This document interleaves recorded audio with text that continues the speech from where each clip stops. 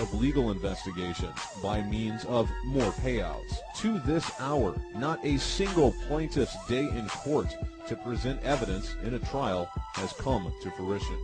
The more persistent and uncooperative plaintiffs have dealt with the special mediator of Hellerstein's court, Sheila Birnbaum, another key Jew. Sheila Birnbaum, the special mediator, is a partner in the law firm of Skadden Arps, a leading corporate law firm with close business ties to Israel. The firm calls itself, quote, one of the leading U.S. legal advisors to Israeli companies doing business and raising capital outside of Israel. The firm's website proclaims, many of our attorneys are thoroughly familiar with the legal structure, business environment, and political system of Israel, and several have been admitted to the bars of both Israel and New York, and are fluent in Hebrew and English, unquote. Israeli individuals and companies, however, are suspects and defendants in the crimes of 9/11. At least 200 Israeli suspects were arrested in connection with 9/11. Certainly, these salient facts cannot be mere random coincidence.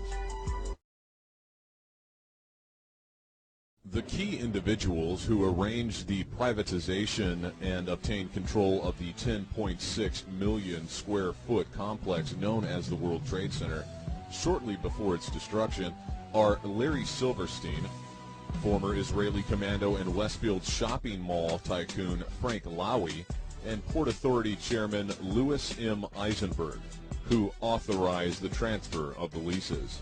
Silverstein, Lowy, and Eisenberg all hold senior positions in organizations such as the Anti-Defamation League, or ADL, the United Jewish Appeal, UJA, a billion-dollar Zionist charity organization, and the New York-based Museum of Jewish Heritage, a living memorial to the Jewish Holocaust. Silverstein is a former chairman of UJA.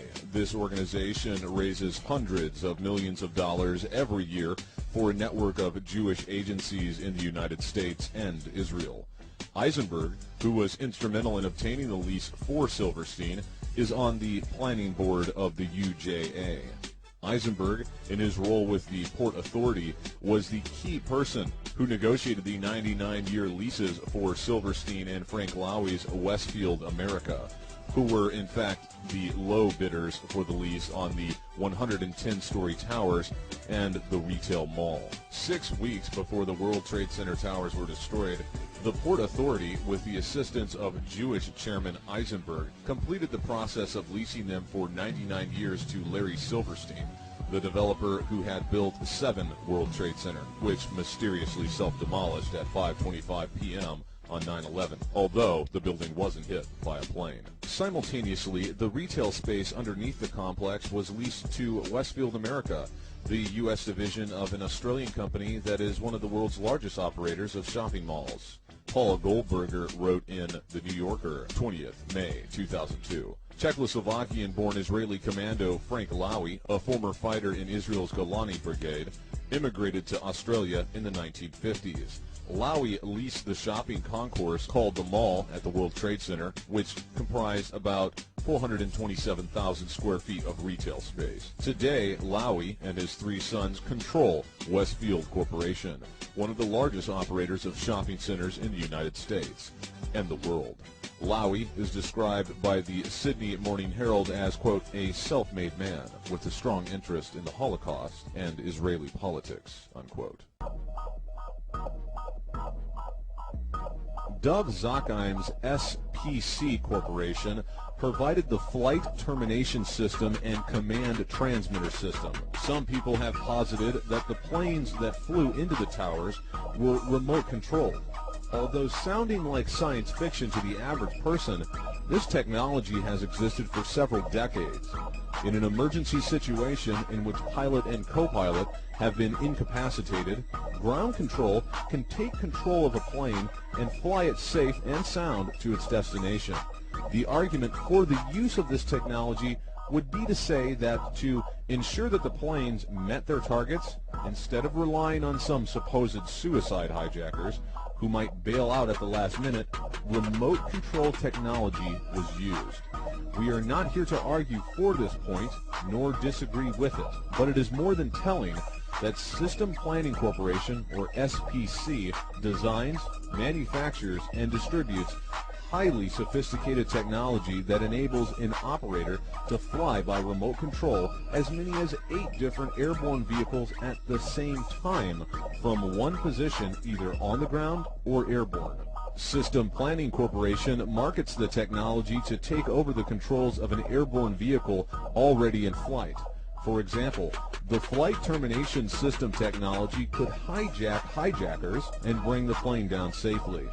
The flight termination system can be used in conjunction with the CTS technology that can control up to 8 airborne vehicles simultaneously. The possibility of nefarious use of these brilliant technologies developed and deployed by Systems Planning Corporation certainly deserves careful consideration in any full and impartial investigation of what actually took place on 9/11. In the context of 9/11, it also needs to be pointed out that Rabbi Dov Zakheim was Chief Executive Officer of System Planning Corporation's International Division until President George W. Bush appointed him Undersecretary of Defense and Comptroller of the Pentagon. Not long before Rabbi Zakheim rose to power over the Pentagon's labyrinthine, bottomless accounts, he co-authored an article entitled Rebuilding America's Defenses, Strategy, Forces, and Resources for a New Century, which was published by the Project for a New American Century in September 2000, exactly a year before 9/11. In this article, on page 51, it is stated that, quote, the process of transformation, even if it brings revolutionary change, is likely to be a long one, absent some catastrophic and catalyzing event, like a new Pearl Harbor, unquote.